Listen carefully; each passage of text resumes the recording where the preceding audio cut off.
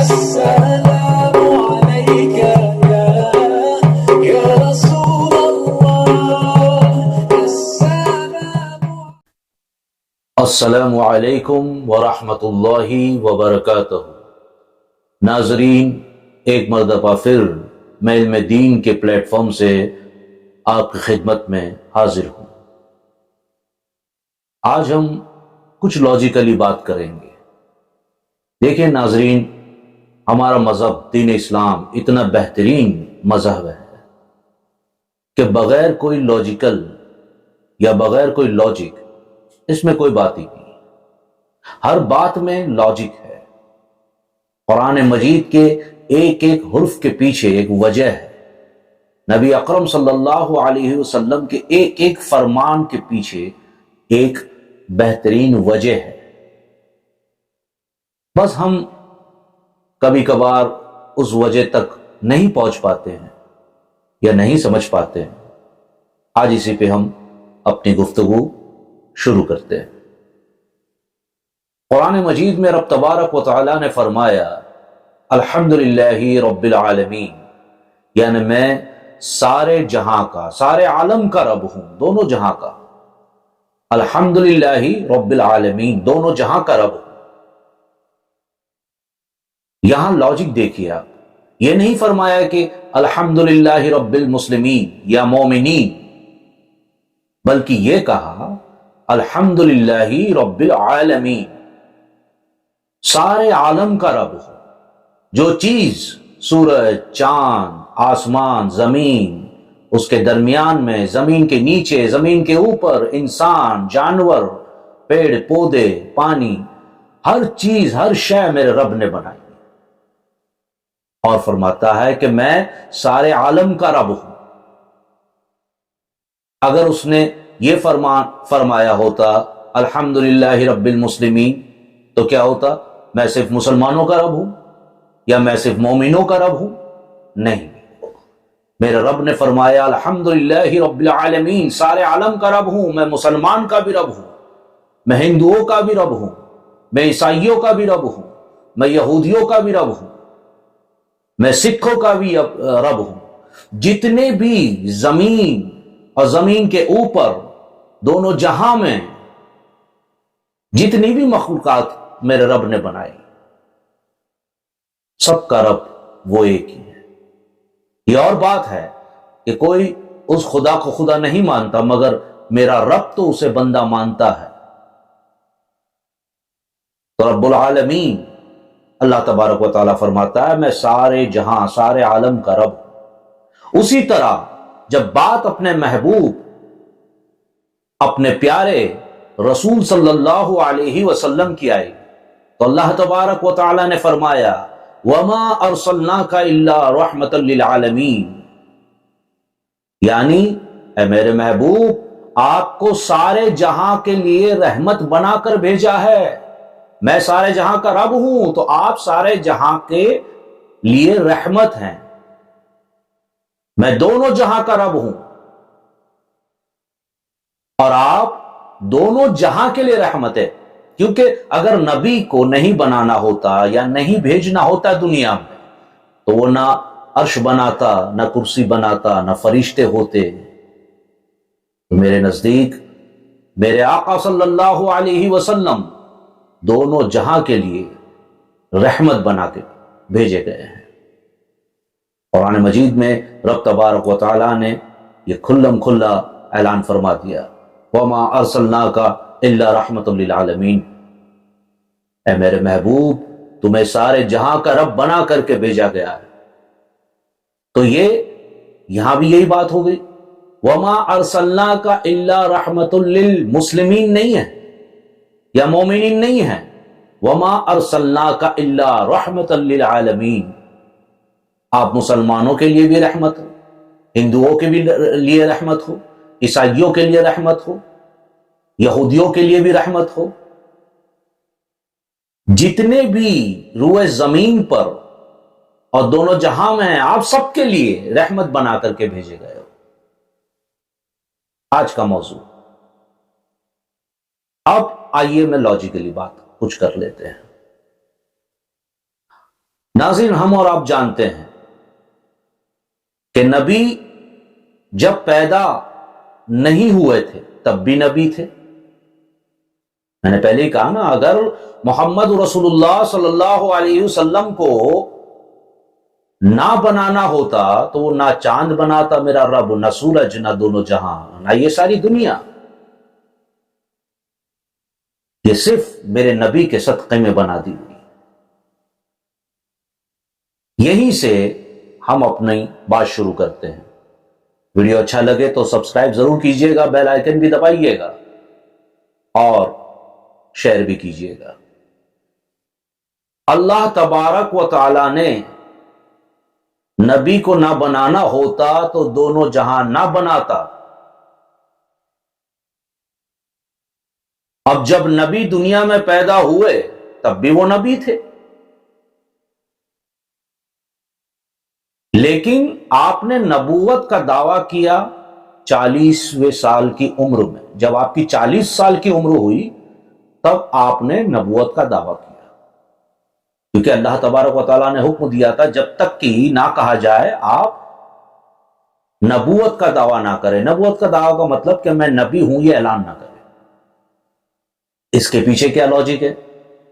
دیکھیے، جب بچہ پیدا ہوتا ہے تو کم و بیش 10-15 سال کا ہوتا ہے، بچپنا ہی ہوتا ہے. 15 سال کے بعد وہ جوان ہوتا ہے نا،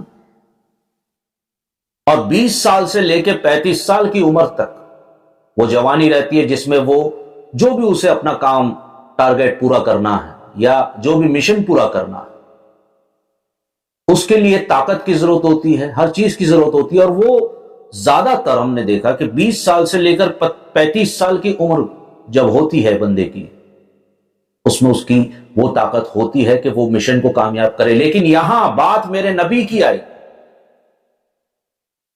تو 40 سال کی عمر میں کہا گیا کہ اب اعلان کرو. 35 سال کی عمر کے بعد تو بڑھاپا آ جاتا ہے، ہم اتنے صحیح طریقے سے اپنے مشن کو نہیں لے جا سکتے آگے. اس کے باوجود بھی 40 سال کی عمر پر جب نبی صلی اللہ علیہ وسلم پہنچتے ہیں تو اللہ تبارک و تعالیٰ کہتا ہے اب اعلان کیجئے. کیا لاجک رہا ہوگا؟ بات سیدھی سی ہے، لیکن کچھ اپنے انداز میں آپ کو بتاؤں گا. نبی پیدا ہوئے، اللہ کیا ابھی میں نبوت کا اعلان کروں؟ کہا نہیں. ایسا ہوا نہیں ہے. یہ آپ کو سمجھانے کی غرض سے میں اس طریقے سے کہہ رہا ہوں. نبی پیدا ہوتے ہیں، اللہ میں نبوت کا اعلان کر دوں؟ کہا نہیں. نبی کی عمر 10 سال کی ہوتی ہے، اللہ اب نبوت کا اعلان کروں؟ کہا نہیں. کیوں؟ میرے نبی پیدا ہو جاؤ، 1 سال کے بچے سے لے کر 10 سال کے بچے تک ان پر کیا گزرتی ہے یہ جان لو. آپ نے جان لیا. اب 10 سال کی عمر سے لے کے 20 سال تک کی عمر ہوئی، یا اللہ کیا میں اب نبوت کا اعلان کر سکتا ہوں؟ میرے رب نے کہا نہیں. میرے نبی اب آپ جوانی کے دور میں گزر رہے ہیں، ابھی آپ جوان ہو رہے ہیں، 10 سال کی عمر.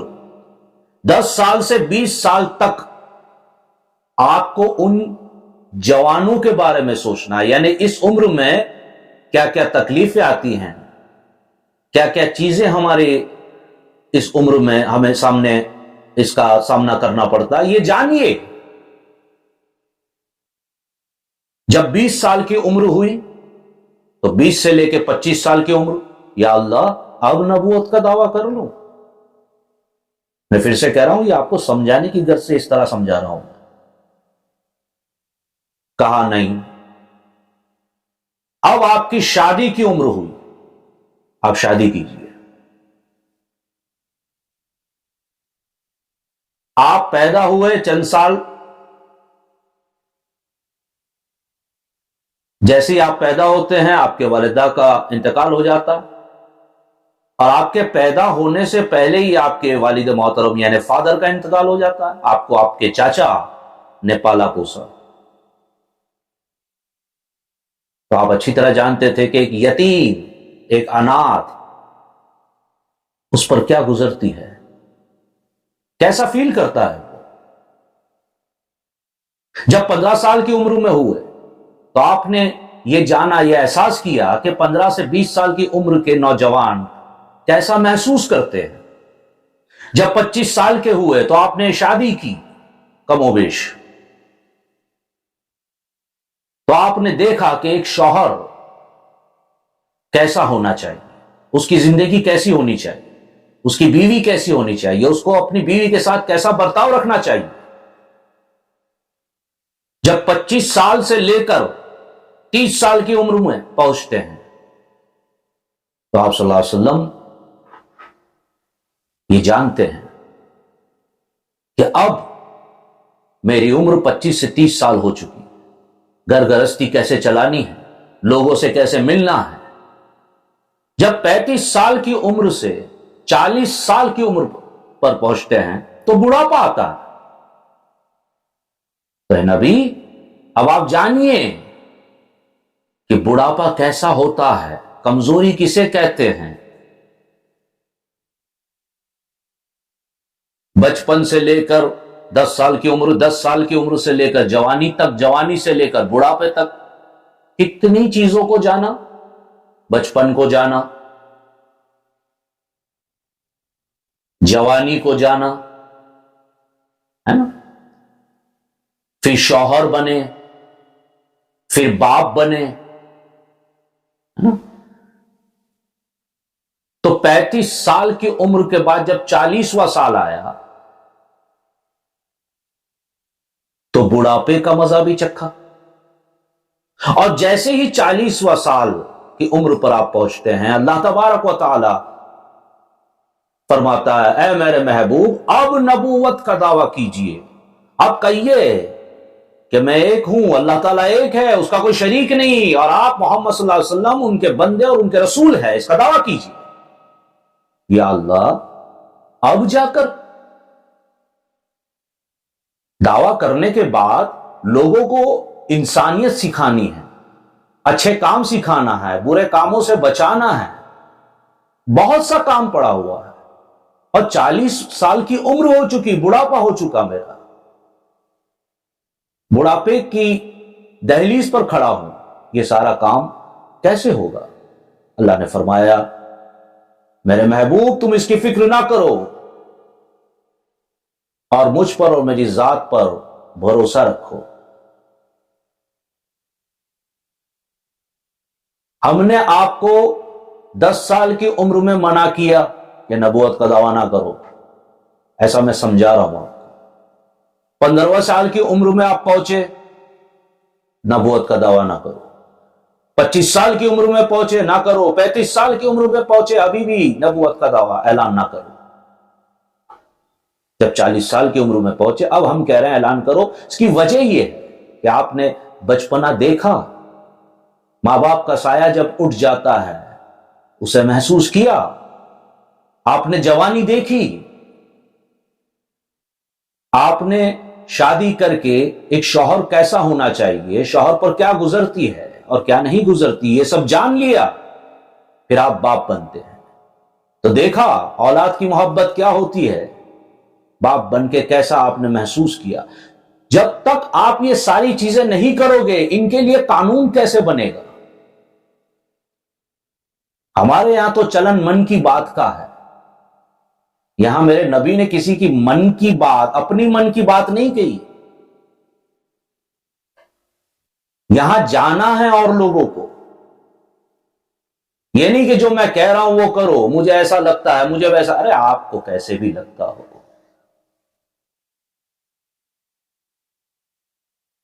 آپ جب کسی ایک مقام پہ پہنچتے ہیں تو آپ کی یہ ڈیوٹی ہوتی ہے کہ آپ جانیں کہ لوگوں کے من میں کیا چل رہا ہے، نہیں ہم اپنے من کی بات کرتے ہیں، لیکن اسلام نے ہمیں یہ درس نہیں دیا۔ میرے نبی پوری زندگی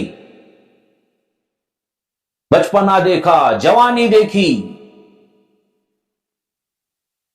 शौहर बन के देखा, बाप बन के देखा, बुढ़ापा आ गया तो बुढ़ापे को भी आपने बड़े नजदीक से उसे देखा, उसका मुआयना किया, तो आपको पता है कि एक यतीम के साथ क्या गुजरती है। जवान जब हम होते हैं तो कितना खतरा होता है हमें भटकने का यहां वहां। जब हम शादी करते हैं तो हम जब शौहर होते हैं तो हमारे साथ क्या क्या गुजरती है, कितनी रिस्पॉन्सिबिलिटी आ जाती है। और जब हम बूढ़े होते हैं तो हम कितने कमजोर हो जाते हैं। ये सारी चीजों को मेरे नबी ने जिया है, इसीलिए बेहतरीन कानून बनाए, बेहतरीन कानून बनाए गए। मेरे नबी ने फरमाया, उस घर पर अल्लाह की रहमत बरसती है जिस घर में एक यतीम और उसके साथ अच्छा सुलूक किया जाए, और उस घर पर अल्लाह उसके फरिश्ते लानत भेजते हैं जिस घर में यतीम हो और उसके साथ बुरा सुलूक किया जाए। मेरे नबी ने फरमाया, इबादत के लिए दो उम्र हैं, एक जवानी और एक बुढ़ापा। अल्लाह तबारक व तआला जवानी की इबादत को बहुत पसंद फरमाता है, क्योंकि जवानी में आपके पास दो रास्ते होते हैं, एक नेकी का और एक बदी यानी गुनाह का। बुढ़ापे में तो आप गुनाह कर भी नहीं सकते, आपकी ताकत ही नहीं है, तो आपके पास एक ही ऑप्शन बचा, एक ही रास्ता बचा।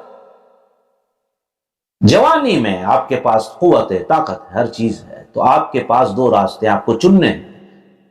अगर आप नेक रास्ता चुनते हैं, अल्लाह उसके रसूल की अताअत करते हैं, यकीन मानिए कि एक बूढ़ा जितनी अताअत अपनी उम्र पूरी जिंदगी करता होगा, बूढ़ा इंसान, हजारों गुना अफजल उस जवान के लिए है नेकियां जो जवानी में अल्लाह उसके रसूल की अताअत करता है।